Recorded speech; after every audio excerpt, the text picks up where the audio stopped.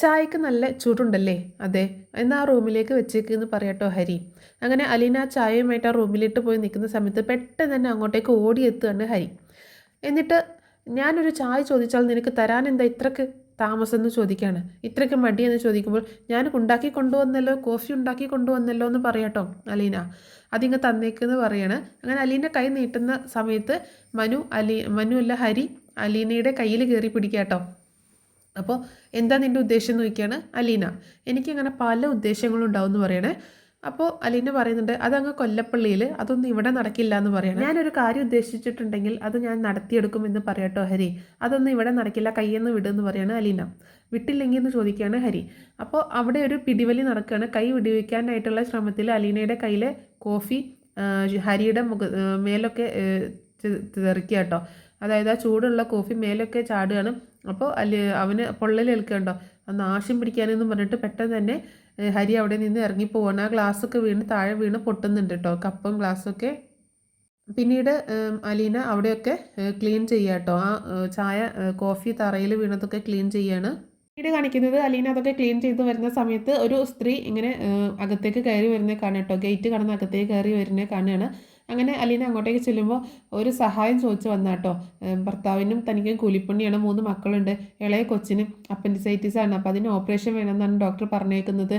Kottayam medical കോളേജിലെ ഡോക്ടറാണ് നോക്കുന്നതെന്നൊക്കെ പറഞ്ഞിട്ട് അങ്ങനെ കുഞ്ഞിൻ്റെ രോഗവിവരങ്ങളൊക്കെ പറയണം. 3 കൊച്ചുങ്ങളെ വളർത്തണം.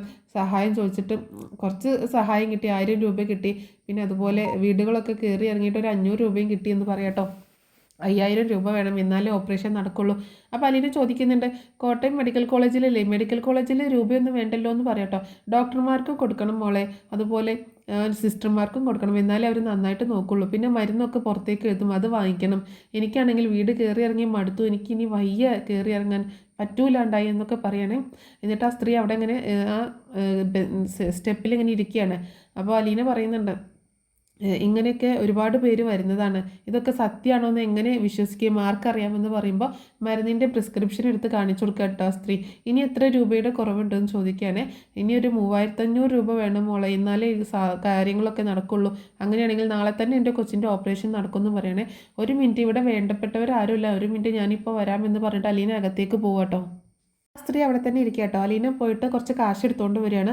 ഇതാ നാളെ തന്നെ മോളുടെ ഓപ്പറേഷൻ നടക്കട്ടെ എന്ന് പറഞ്ഞുകൊണ്ട് കാശ് കൊടുക്കാട്ടോ. ഇത്രയും പൈസയും ചോദിക്കുകയാണ്. ഇനി ഒരു വീടും കയറി ഇറങ്ങാൻ നിൽക്കേണ്ട, നേരെ വീട്ടിലേക്ക് പൊക്കോ, നാളെ തന്നെ ഓപ്പറേഷൻ നടക്കട്ടെ, മോള് നന്നായി ഇരിക്കട്ടെ എന്ന് പറഞ്ഞുകൊണ്ട് കാശ് മുഴുവനും കൊടുക്കുക കേട്ടോ. അവർക്ക് ഭയങ്കര സന്തോഷമാണ്, കൈ കൂപ്പി തൊഴുതിട്ടാണ് അവർ പോകുന്നത് കേട്ടോ. അത് നോക്കി നിൽക്കുകയാണ് അലീന. പിന്നീട് അലീന മുത്തശ്ശിയുടെ അടുത്തേക്ക് വരുമ്പോൾ നീ രൂപ എടുത്തുകൊണ്ട് പോയത് ആർക്ക് കൊടുക്കാനാന്ന് ചോദിക്കട്ടോ മുത്തശ്ശി. അതൊരു പാവപ്പെട്ട സ്ത്രീ വന്നു, മുത്തശ്ശി അതിൻ്റെ കൊച്ചിന് സുഖമില്ല, ഓപ്പറേഷൻ നടത്താൻ വേണ്ടി കാശ് വേണമെന്ന് പറഞ്ഞു. നീ എത്ര കൊടുത്തു? 3000 രൂപ കൊടുത്തു. എൻ്റെ ദൈവമേ, 3000 രൂപയോ? ആരെങ്കിലുമൊക്കെ കൊടുക്കുമോ 3000 രൂപ? അതേ മുത്തശ്ശി, ആരും കൊടുക്കില്ല. അവർ വീട് തോറും ഇങ്ങനെ കയറി ഇറങ്ങിയിട്ട് അവർക്കൊന്നും കിട്ടിയില്ല. പാവപ്പെട്ടവരാണ്, വളരെ സങ്കടപ്പെട്ടാണ് എന്നോട് പറഞ്ഞത്, അതുകൊണ്ടാണ് ഞാൻ കൊടുത്തത്. അല്ല കൊച്ച്, ഏതെങ്കിലും ആൾക്കാർ കൊടുക്കുമോ 3000 രൂപ എന്ന് പറയുമ്പോൾ ആരും കൊടുക്കില്ല മുത്തശ്ശി, അതുകൊണ്ടാണ് ഞാൻ കൊടുത്തത്. അപ്പം നിനക്ക് എന്തെങ്കിലും വേണ്ടേ, നിനക്കത് ഉപകാരപ്പെടില്ല എന്ന് പറയുമ്പോൾ എൻ്റെ കയ്യിൽ ആ കാശിരുന്നിട്ട് എന്തിനാ, എനിക്കുള്ളത് ദൈവം തന്നോളൂ എന്ന് പറയാട്ടോ. ദൈവം തരുന്നതൊക്കെ നീ ഇങ്ങനെ എടുത്ത് കൊടുക്കല്ലേ എന്ന് പറയാട്ടോ. ശരിയാ മുത്തശ്ശി പറഞ്ഞത്, ദൈവം തരുന്നതൊക്കെ ഞാൻ എടുത്ത് കൊടുക്കുകയാണ്.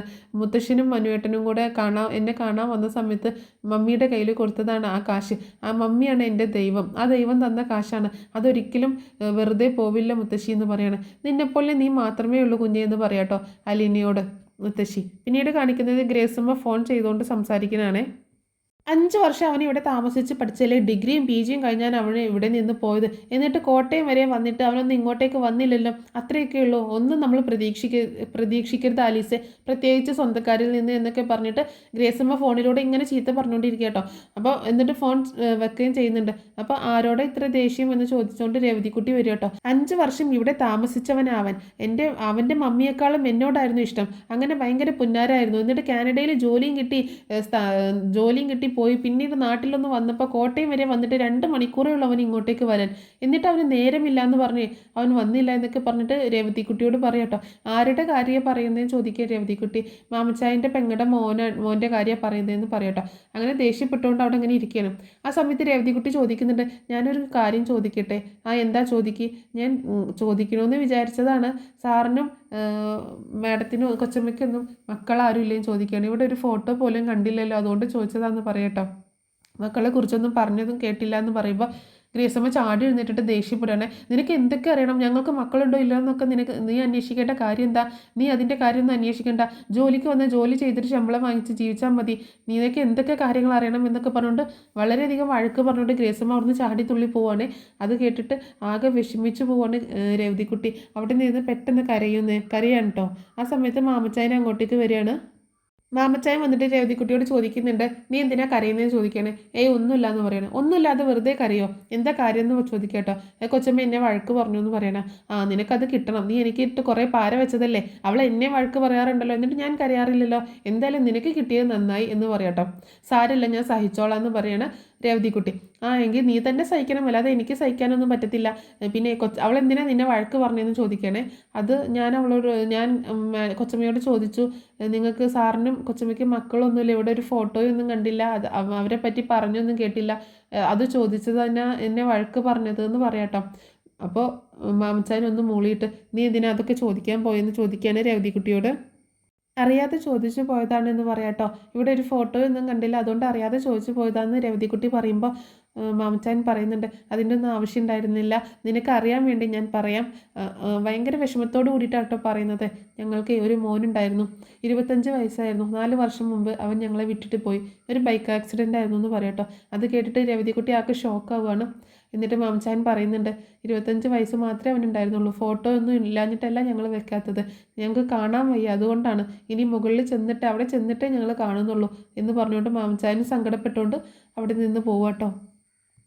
പിന്നീട് രേവതിക്കുട്ടി വന്നിട്ട് ഗ്രേസമ്മയോട് കാല് പിടിച്ച് സോറി പറയാട്ടോ. അയ്യോ സോറി, അങ്ങനെയൊന്നും പറയണ്ട, ഞാൻ അപ്പോഴത്തെ ദേഷ്യത്തിന് മോളോട് അങ്ങനെയൊക്കെ പറഞ്ഞതാണ്, അത് സാരമില്ല എന്ന് പറയാട്ടോ.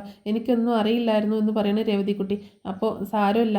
അപ്പോൾ ഭയങ്കര വിഷമത്തോടു കൂടിയാണെങ്കിലും ഗ്രേസമ്മ പറയുന്നുണ്ട്, ഞങ്ങൾക്കൊരു മോനുണ്ടായിരുന്നു എന്ന് പറയുമ്പോൾ സാർ എന്നോടെല്ലാം പറഞ്ഞു എന്ന് പറയണം, എനിക്കൊന്നും അറിയില്ലായിരുന്നു, അതുകൊണ്ടാണ് ഞാൻ ചോദിച്ചത്, ഇനി ഒരിക്കലും ഞാൻ ഇങ്ങനെയൊന്നും ചോദിക്കില്ല എന്ന് പറയാട്ടോ. സാരമില്ല, എന്നാൽ നീ എന്തെങ്കിലും ചെയ്യാനുണ്ടെങ്കിൽ പോയി ചെയ്തോ എന്ന് പറഞ്ഞിട്ട് രേവതിക്കുട്ടീനെ അവിടെ നിന്ന് പറഞ്ഞേക്കാണ്. ശേഷം ഗ്രേസമ്മ ആകെ വിങ്ങിപ്പൊട്ടിയിരിക്കുക കേട്ടോ അവിടെ.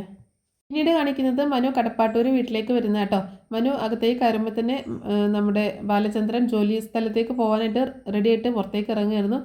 മനു അത് എപ്പോൾ എത്തി, ലാൻഡ് ചെയ്തു എന്നൊക്കെ ചോദിക്കേട്ടോ. ഞാൻ വെളുപ്പിനെ എത്തി. അപ്പോൾ എങ്ങനെയാണ്, ബസ്സിനോ ട്രെയിനോ വന്നതെന്നൊക്കെ കുശലം ചോദിക്കുന്നുണ്ട്. അപ്പോൾ ഞാൻ ഇടയ്ക്ക് എന്നാൽ തിരിച്ചു പോകണമെന്ന് ചോദിക്കുമ്പോൾ 2 ദിവസം കഴിഞ്ഞിട്ടാന്ന് പറയാട്ടോ. എന്നാൽ ഇടയ്ക്ക് കടയിലോട്ടൊക്കെ ഇറങ്ങുക. വേണ്ട, ഞാൻ അവിടെ വന്ന് എനിക്ക് ബോറടിക്കും, മംഗൾ എപ്പോഴും ബിസിയല്ലേ, പിന്നെ എനിക്ക് എൻ്റെ കടയൊക്കെ വിട്ട് നിൻ്റെ കൂടെ നടക്കാൻ പറ്റുമോ, എന്തായാലും ഞാൻ പോട്ടെ, ആൻറ്റി അകത്തുണ്ടെന്ന് പറഞ്ഞിട്ട് ബാലചന്ദ്രൻ പോവാട്ടോ. അങ്ങനെ മനു നേരെ ചെല്ലുന്നത് മുത്തശ്ശിയുടെ അടുത്തേക്കാണ്. മുത്തശ്ശിക്ക് ഭയങ്കര സന്തോഷമാണ്. കുട്ടാ നീ വന്നോ എന്ന് ചോദിക്കണം. അങ്ങനെ എന്തൊക്കെയുണ്ട് മുത്തശ്ശി വിശേഷം, ഈ കാലിലെ പ്ലാസ്റ്ററൊക്കെ മാറ്റിയിട്ട് എഴുന്നേറ്റ് നടക്കണ്ടേ? പിന്നെ നടക്കണ്ടേ, എനിക്ക് ധൃതിയായി എന്ന് പറയണം. എങ്ങനെയുണ്ട് അലീന കൊച്ചെന്ന് ചോദിക്കുമ്പോൾ സൂപ്പറാണ്, അടിപൊളിയാണ്, നല്ല സ്നേഹമുള്ള കൊച്ചാണ്, അതിന് കിട്ടിയതാണ് എൻ്റെ ഭാഗ്യം എന്നൊക്കെ പറയാട്ടോ മുത്തശ്ശി. നീ എനിക്ക് വേണ്ടി ചെയ്ത ഏറ്റവും വലിയ പുണ്യമാണ് മോനെ അലീന എന്നൊക്കെ പറഞ്ഞ പാവം കൊച്ചാടാ, ഒരു അനാഥയായിപ്പോയത് എങ്ങനെയാണെന്നാണ് എനിക്ക് മനസ്സിലാവാത്തത്, നല്ലൊരു കുടുംബത്തിൽ ജനിച്ച കൊച്ചായിരുന്നെങ്കിൽ എന്നൊക്കെ പറഞ്ഞിട്ട് പാതിയിൽ നിർത്തുക കേട്ടോ. നല്ല കുടുംബത്തിൽ ജനിച്ച കൊച്ചായിരുന്നെങ്കിൽ എന്താ പാതി നിർത്തിയത്, എന്താ ഇങ്ങോട്ട് പറയുമെന്ന് പറയാട്ടോ. ഒന്നുമില്ല എന്ന് മുത്തശ്ശി പറയുമ്പോൾ, അല്ലല്ല നിർത്തിയ കാര്യം എന്താണെന്ന് വെച്ചാൽ ഇങ്ങോട്ട് പറയുമെന്ന് പറയണം മനു. അങ്ങനെയാണെങ്കിലേ നിനക്ക് ഇത്രയും നല്ലൊരു കൊച്ചിനെ വേറെ കിട്ടത്തില്ലായിരുന്നു, നിങ്ങൾ തമ്മിൽ നല്ല മാച്ചായിരുന്നു, പക്ഷേ എന്ത് ചെയ്യാനാ, അനാഥയായിപ്പോയില്ലേ, ആരുമില്ലാത്തവളായിപ്പോയില്ലേ എന്ന് പറയാട്ടോ മുത്തശ്ശി. ആരുമില്ലാത്തവൾക്കല്ലേ മുത്തശ്ശി കൂട്ട് വേണ്ടത് എന്ന് പറയാട്ടോ മനു. എന്താ, ഒന്നുമില്ല, ഞാനൊന്നും ഉദ്ദേശിച്ചില്ല മുത്തശ്ശി എന്നൊക്കെ പറയാട്ടോ. നീ കുറേ ഒന്നും അങ്ങോട്ട് ഉദ്ദേശിക്കേണ്ട, എന്താണെങ്കിലും ആളെവിടെയെന്ന് ചോദിക്കുകയാണ്. അതിനിവിടെ 100 കൂട്ടം പണിയുണ്ട്, ഇവിടെ മുത്തശ്ശിയുടെ അടുത്ത് നോക്കാൻ ഏൽപ്പിച്ചിട്ട് അവളെ ഇവിടെ കാണുന്നില്ലല്ലോ എന്ന് പറയാട്ടോ. അതിനെ ഇവിടെ അമ്മായിമ്മപ്പോരെടുക്കില്ലേ അവളുടെ അടുത്ത്, എല്ലാ ജോലിയും അവളെ കൊണ്ടാണ് ചെയ്യിപ്പിക്കുന്നത്. വൈജയന്തി കാണിക്കുന്ന ഓരോ പ്രവൃത്തികളും മനുവിൻ്റെ അടുത്ത് പറഞ്ഞു കൊടുക്കുക കേട്ടോ. നീ ഇവിടേക്ക് വാ, ഞാനൊരു കാര്യം കൂടി പറയാമെന്ന് പറഞ്ഞിട്ടെ, അവളെ കണ്ടാലേ വൈജയന്തിയുടെ മക്കളെക്കാളും കുറച്ച് ഭംഗി കൂടുതലല്ലേ, അവൾ നല്ല ഡ്രസ്സ് ഇട്ടുന്നാൽ ഇവിടുത്തെ മോളാണെന്നല്ലേ പറയുള്ളൂ. അതൊക്കെ ശരിയാണ്. അപ്പോൾ പണ്ട് മുതലേ ജയമോക്കുള്ള ഒരു ഇതാണ്, ജോലിക്കാരെന്ന് പറഞ്ഞിട്ടുണ്ടെങ്കിൽ ജോലിക്കാരുടെ രീതിയിൽ നിൽക്കണം, ആ വേഷവിധാനം നിൽക്കണം. അപ്പോൾ അതിന് അവളുടെ മുഖത്ത് കരി വാരിത്തേക്കാൻ പറ്റുമോ മുത്തശ്ശി എന്ന് ചോദിക്കുകയാണ് മനു. അതില്ലാത്തതുകൊണ്ട് അവഹേളനവും അപമാനവും കുറ്റപ്പെടുത്തലും ചീത്തപ്പറച്ചിലും ഒക്കെ ആയിട്ട് നടക്കുക എന്ന് പറയാട്ടോ വൈജയന്തി. മുത്തശ്ശിക്ക് ഇങ്ങനെയൊരു നെഗറ്റീവുള്ള മോളുണ്ടായതെന്ന് ചോദിക്കുകയാണ്. അങ്ങനെയൊന്നുമില്ലടാ, അവൾക്ക് നല്ല സ്നേഹമാണ്, മക്കളോടും ഇങ്ങനെയൊക്കെ തന്നെയാണോ എന്ന് ചോദിക്കുമ്പോൾ അങ്ങനെയൊന്നുമില്ല, എന്നോടും ഭയങ്കര സ്നേഹമൊക്കെ തന്നെയാണ്, പക്ഷേ കുറച്ച് അഹങ്കാരം ഉണ്ടെന്നുള്ളൂ എന്ന് പറയട്ടോ മുത്തശ്ശി. ആ ശരിയാണ്, ദേഷ്യം വരുമ്പോൾ കത്തിയെടുത്ത് കുത്തിക്കൊല്ലുന്നേ ഉള്ളൂ, പക്ഷെ ആൾ പാവാണെന്ന് പറയുന്നത് പോലെ ആയല്ലോ മുത്തശ്ശി എന്ന് പറഞ്ഞ് മനു കളിയാക്കേട്ടോ. ഒന്ന് പോടാ അവിടെ നിന്ന് പറയണ മുത്തശ്ശി. ആ സമയത്താണ് മുത്തശ്ശി മുത്തശ്ശി എന്നൊക്കെ പാട്ടൊക്കെ പാടിക്കൊണ്ട് അലീന അങ്ങോട്ടേക്ക് വരുന്നത് കേട്ടോ. പെട്ടെന്ന് ഡോറ് തുറന്ന് അകത്തേക്ക് കടന്നത് മനു നിൽക്കുന്നത് കണ്ടിട്ട് ആകെ അന്തം വിട്ട് പോകട്ടോ. ഞെട്ടിത്തെരിച്ച് നിൽക്കുകയാണ് അലീന. മുത്തശ്ശിയെക്കുറിച്ച് ഇങ്ങനെ പാട്ട് പാടിക്കൊണ്ട് കഥ പറയും മുത്തശ്ശി, പാട്ട് പാടും മുത്തശ്ശി എന്നൊക്കെ പറഞ്ഞുകൊണ്ടാണ് ഡോറ് തുറന്ന് പെട്ടെന്ന് ഇങ്ങോട്ട് കയറി പറഞ്ഞു കേട്ടോ. പെട്ടെന്നാണ് മനു അവിടെ നിൽക്കുന്നത് കാണുന്നത്.